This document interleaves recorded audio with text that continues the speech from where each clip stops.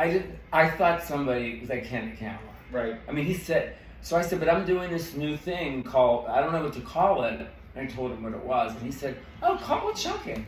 And I went, oh, that's it. So we were brothers. We were art brothers. He taught me generosity. He taught me generosity. He was lovely. I used to do an interview series, and and I've shot with him. I've done coloring, he's done the styling work, and just a lovely man. I was embarrassed about how not good of a person I was when I would meet him. When I opened my own shop, I said, how the hell am I going to tell this brother that I'm taking away his rent every month? Yeah. How? But I have to. So I said, Oribe, I have to tell you something. Somebody wants to build me a salon, and I don't really want to go, but I think I should go. He said, go, follow your dreams, build a salon. I'll come over and visit. And I went, are you kidding? And he said, no, you go. I need you. I'll miss you. You know I'll miss you. Sure. For more than one reason. Sure. But no, you go. And that was one of the biggest lessons in my life. I was actually speechless. I'm never speechless. Because you went from Oribe to where? To Brad Jones Salon, right next door. Yeah. In the 𝙗𝙨 building. So I'm taking all of this right next door. I felt so...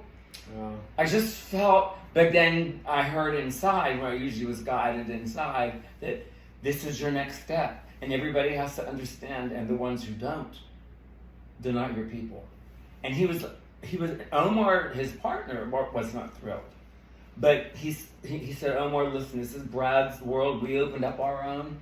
Right. He's going to open up his own. Well, and Omar was Oribe's brother. Right. And business partner. Yeah. So he thought of the business part. Oribe thought of, that's Brad's next step. Yeah. That's so generous.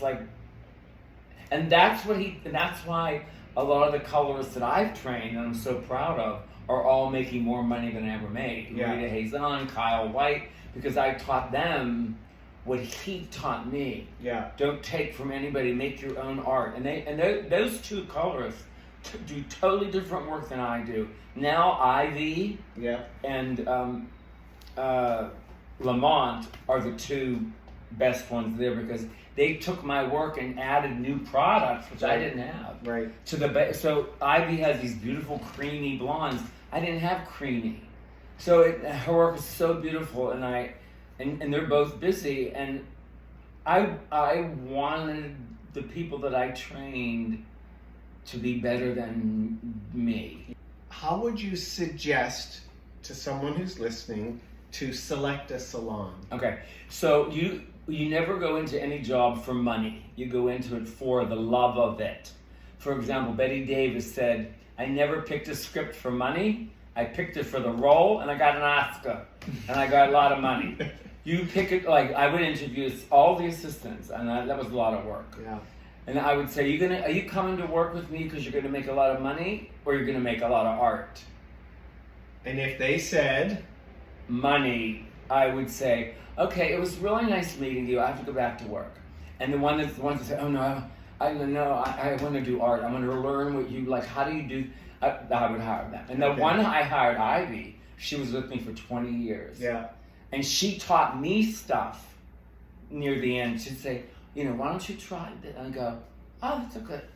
So when they start to turn into their own person, then I felt complete. That's when the student becomes the teacher.